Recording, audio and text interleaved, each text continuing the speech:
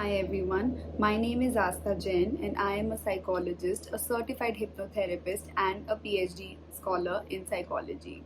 Today we're going to talk about something that I promised you guys in the last video, and that is panic. So please keep on watching. So what is a panic attack? A panic attack is an episode of heightened symptoms of anxiety which lasts typically for around 10 to 15 minutes.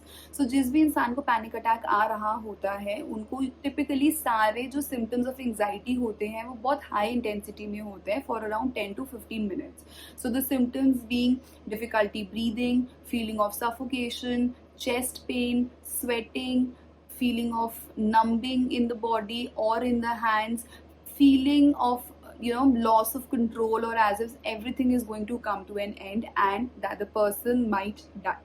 So these are the symptoms of panic attack which goes on for around 10 to 15 minutes, and a lot of people rush to emergencies in the hospital because they feel that they are having a heart attack, because chest pain is involved, because difficulty in breathing is involved, because it feels like everything is going to end, and so a lot of people rush to the emergencies. So these are the symptoms of panic attack.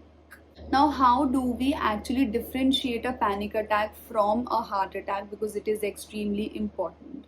The most important thing to understand is that the duration of a panic attack is typically longer than that of a heart attack. But if somebody is having a panic attack for the very first time, they can't depend on this symptom. So some other symptoms are that when a person is having a heart attack, the chest pain usually spreads to other parts of the body as well. That sometimes females might have lower back pain along with chest pain. Also, people report pain in the arm area when they are having a chest pain due to heart attack, or in other part of the chest as well. But if you are having a panic attack, the chest pain most likely stays into the area of chest and it doesn't spread to rest of the body. Another symptom which can help you to differentiate between the two is that it is believed that a heart attack usually precipitates after some form of physical exertion or physical exhaustion, but a panic attack can be precipitated without any identifiable reason. So the person must be lying down, or the person might be thinking about something, and a panic attack can be precipitated at any time of the day. But if somebody is having any of the mentioned symptoms for the first time, you do not have to waste your time differentiating between the two, but it is always better to rush to a nearby hospital and get yourself checked. But people who have panic attacks more often, or people who have a diagnosed panic attack disorder, can use the technique which we are going to talk about in this video in order to control their panic attack and to calm themselves down. But I will repeat again, if anybody is having these symptoms for the first time, it is always advisable to visit a doctor or a hospital nearby to rule out the possibility of a heart attack.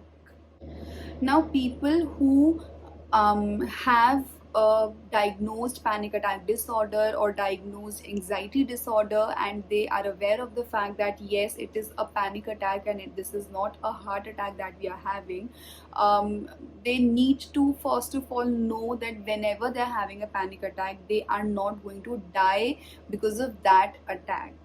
Because what happens is that when we are having panic, the fear of dying or the fear actually increases the cortisol levels, and it further feeds the panic cycle. So it becomes a cycle. So panic है, उसके बाद डर है, उसके बाद वापस panic feed हो रहा है, और उसके वजह से fear feed हो रहा है. So this keeps on going in a vicious cycle, and panic भी बढ़ता रहता है, anxiety भी बढ़ती रहती है, and ultimately calm down नहीं feel कर पाते हैं. So it is always advisable that if you're having these symptoms, so you should go out in an open space if it is available. If you have a balcony in your room, or if you have ventilation system, just open the windows and take deep breaths in, and just tell yourself that this is a panic attack, everything is going to be all right, I am not going to die, and things are under my control. So self-talk is very important in these circumstances.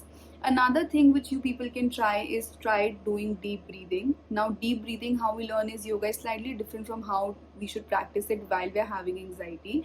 So how do we practice it is that you can inhale for 3 to 4 seconds from the nose, hold it for 3 to 4 seconds, and then exhale from your mouth very calmly.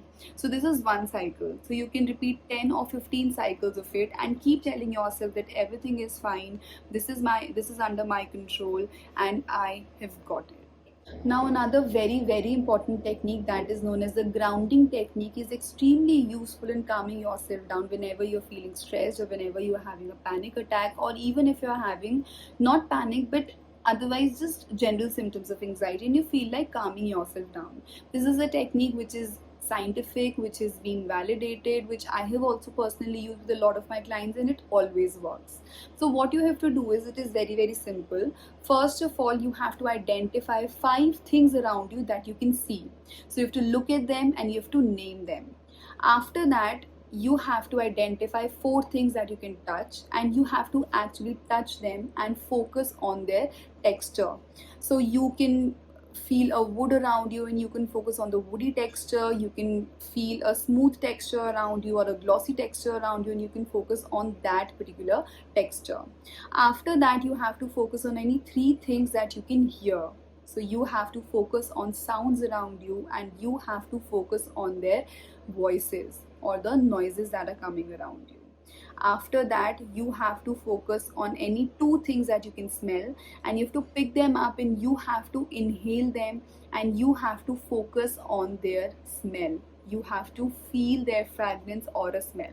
So you can pick up a perfume nearby, you can pick up a scented candle nearby, or maybe you can pick up any of your books or anything that you can smell which have distinct smells. And after that, you have to pick up one thing that you can taste, and you have to put it on your tongue, and you have to let it dissolve in your mouth, and you have to focus on its taste and just pay full attention to it. So it can be a raisin nearby, or it can be a candy, it can be a small chocolate or a toffee, or anything that you can taste.